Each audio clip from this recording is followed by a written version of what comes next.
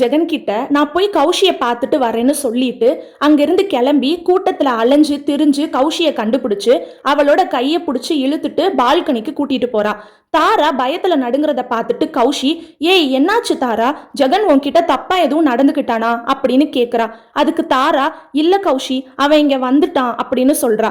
Koushi confuse ஆகி, யாரு ஜெகனா, அவன் தான் உன் கூட டான்ஸ் ஆடிட்டு இருந்தானே, நான் தான் பார்த்தனே அப்படின்னு சொல்றா.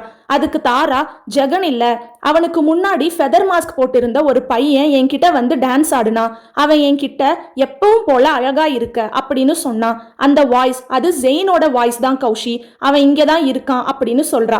அதை கேட்டதும் கௌஷியோட ஃபேஸே மாறிடுச்சு. அவளும் செம்ம ஷாக் ஆகிட்டா.